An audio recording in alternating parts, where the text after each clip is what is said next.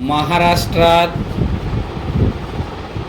15,000 कोटी रुपये खर्च करूनही केंद्र सरकारच्या जल जीवन योजनेतील निम्मीच कामे पूर्ण होऊ शकली आहेत. ही योजना रखडल्याची कबुलीच राज्याच्या पाणी पुरवठा राज्यमंत्री मेघना बोर्डीकर यांनी सोमवारी विधान परिषदेत दिली. परिच्छेद दूषित पाण्यामुळे होणारे आजार थांबविण्यासाठी व प्रत्येक घरात नळाद्वारे शुद्ध पाण्याचा पुरवठा व्हावा यासाठी केंद्र सरकारने 15 ऑगस्ट 2019 ला जल जीवन मिशन योजनेची घोषणा केली होती.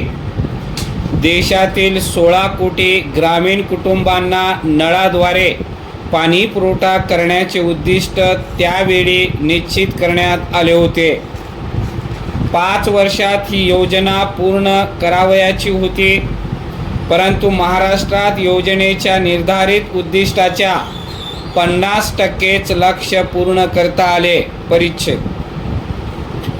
प्रत्येक ग्रामीण कुटुंबाला नळाद्वारे दररोज 55 लिटर पिण्याच्या पाण्याची सोय करणे, पाण्याचे व्यवस्थापन, संवर्धन आणि पुनर्वापर यावर लक्ष केंद्रित करणे, पाण्याच्या स्रोतांचा दीर्घकाळ विकास करणे, पाण्याच्या वापराबाबत जनजागृती करणे आदी योजनेची उद्दिष्ट होती.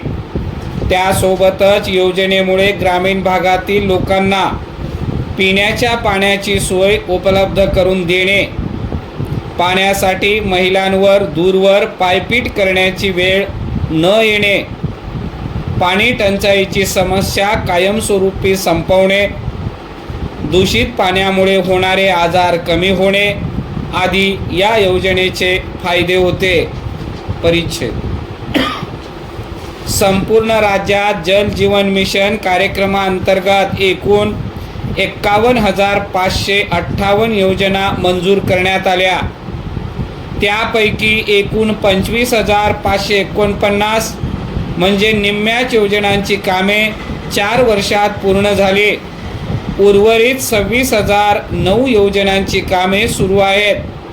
ज्या ठिकाणी योजनांची कामे सुरू आहेत तेथे विद्यमान स्थितीत असलेल्या पाण्याच्या पर्यायी स्रोतांद्वारे गावकऱ्यांना पाणी पुरवठा सुरू आहे. ज्या ठिकाणी पर्यायी व्यवस्थापन झाले नाही तेथे मात्र टँकरने पाणी पुरवठा केला जात आहे, असे पाणी पुरवठा व स्वच्छता खात्याच्या मंत्र्यांनी सध्या सुरू असलेल्या पावसाळी अधिवेशनात लेखी उत्तरात नमूद केले आहे.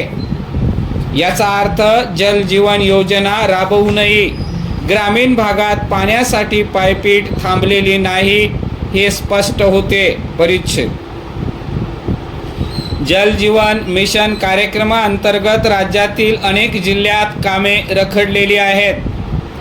केंद्र सरकारकडून अपेक्षित निधी वेळेत मिळत नाही हे यामागचे प्रमुख कारण सांगितले जाते. काही ठिकाणी योजनेचे आराखडे चुकले आहेत, त्यामुळे नव्याने आराखडे तयार करण्याचे काम सुरू असल्याने योजनेला विलंब होत आहे. काही गावात पाण्याचा स्रोत असलेल्या विहिरी कोरड्या पडल्या आहेत, त्यामुळे नवे स्रोत शोधले जात आहेत. कंत्राटदारांकडून होणारी दिरंगाई. ऑक्टोबर 2024 पासून या योजनेला केंद्र सरकारकडून निधी मिळाला नाही. कामावर परिणाम होऊ नये म्हणून राज्य शासनाने 2,483.58 कोटी इतका निधी 2024-25 या वर्षात वितरित केला आहे. केंद्र सरकारकडून निधी मिळावा यासाठी पाठपुरावा केला जात आहे, असे पाणी पुरवठा राज्यमंत्री मेघना बोर्डीकर यांनी विधान परिषदेत सांगितले. परिच्छेद या योजनेत भ्रष्टाचार झाल्याचे आरोप वेगवेगळ्या जिल्ह्यांमध्ये झाले आहेत. विशेषतः कोल्हापूर, अहिल्यानगर जिल्ह्यात अत्यंत निकृष्ट दर्जाची, जालना जिल्ह्यात कामात गैरप्रकार झाल्याची तक्रारी आहेत. त्याचप्रमाणे नागपूर जिल्ह्यात कामात भ्रष्टाचार झाल्याचे कंत्राटदारांवर कारवाई करण्यात आली आहे.